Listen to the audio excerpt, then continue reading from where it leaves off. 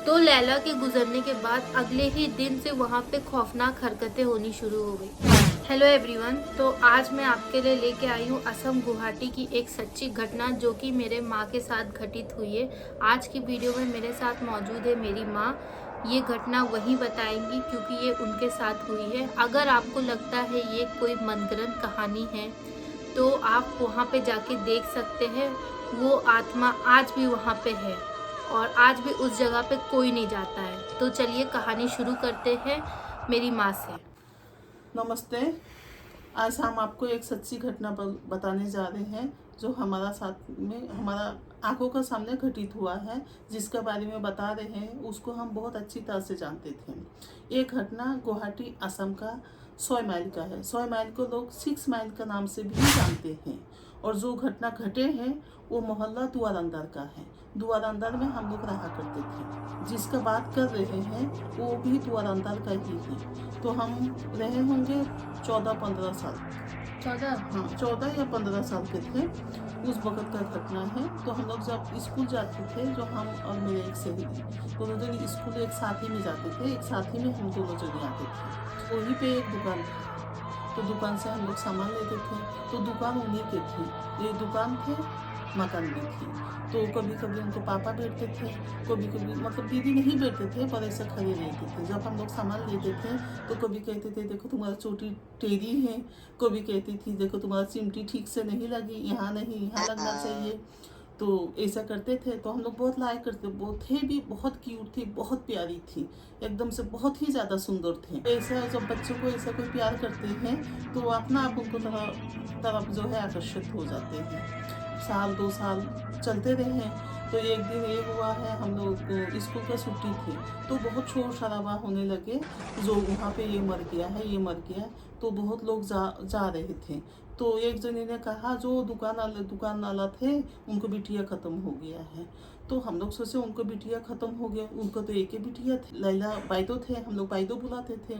तो बायदो को हिंदी में दीदी कहते हैं ना माँ? हाँ, वहाँ बड़े दीदी को जो है बाइदो कहते हैं। वही जो है लैला बाइदो जो है वो मर गया। कैसे मरे इतना सुने भी नहीं हम लोग। वैसे जैसे थे वैसे हम लोग दौड़ लगाए हैं। और हम तो खूब रो रहे थे। तो रोते रोते जब हम लोग गए हैं तो अंदर हम लोग को घुसने नहीं दिए, क्योंकि तब तक जो है पुलिस आ चुके थे।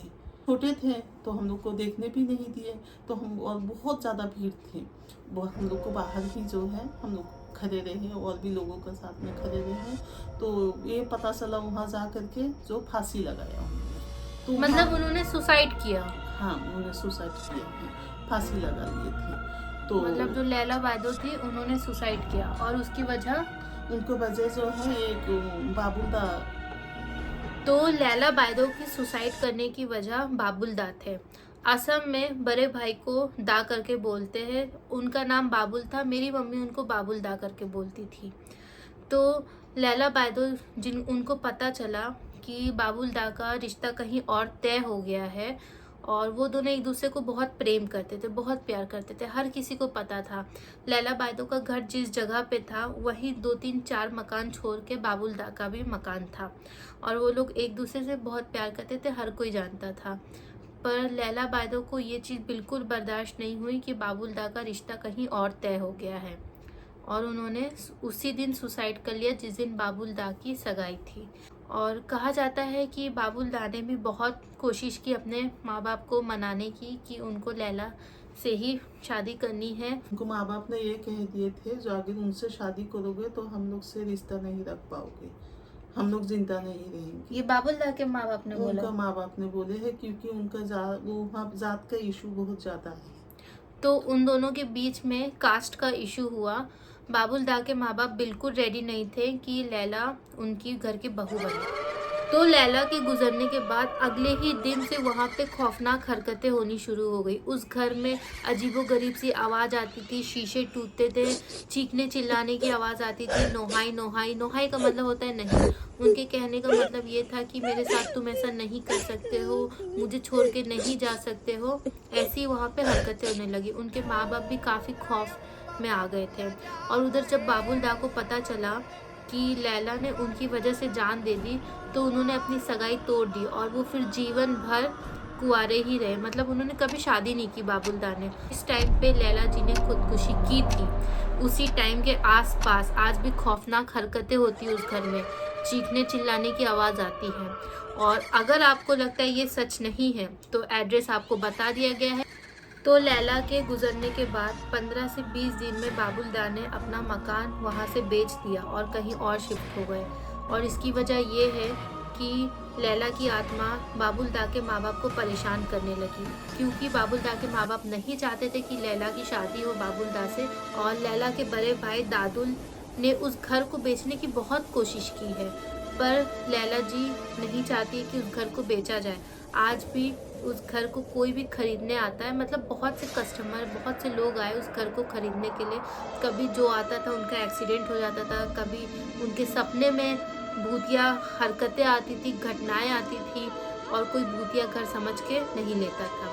और उनकी माँ भी नहीं चाहती थी कि ये घर कभी बेचा जाए, क्योंकि मेरी बेटी की आत्मा तो है इस घर में।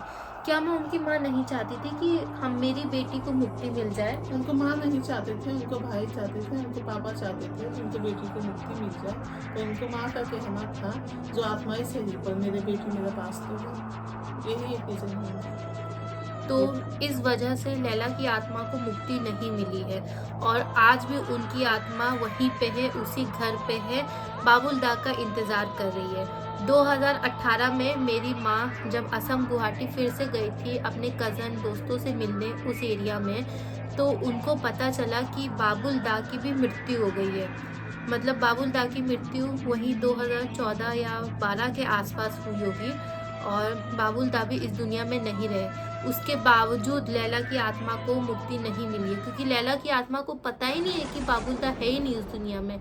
वो तो बाबुल दा का इंतज़ार कर रही है कि वो फिर से आए, और फिर से क्या रीज़न है लैला की आत्मा को मुक्ति नहीं मिलने का नहीं जानते। तो मेरी माँ आज भी मिस करती है। उनका आत्मा को कभी मुक्ति नहीं मिलेंगे, बहुत मिस करती है। लैला दीदी आपने ऐसा क्यों किए थे? एक के लिए सबको दिल तोड़ के आपने। तो अगर आपको लगता है ये कहानी एक मनगढ़ंत कहानी है, तो 6 माइल द्वार अंदर में आप जाके पता कर सकते हैं, और उस घर में चाहे तो आप एक दिन के लिए रुक भी सकते हैं। ये प्रमाण आपको खुद मिल जाएगा। अगर आपको असम गुवाहाटी पे ऐसी और सच्ची घटनाएं जाननी है जो असल में आज भी है, तो आप इस चैनल को लाइक, शेयर, सब्सक्राइब ज़रूर करिएगा, और कमेंट में ज़रूर बताइएगा कि आपको ऐसी और कहानियाँ चाहिए सच्ची घटनाओं पे।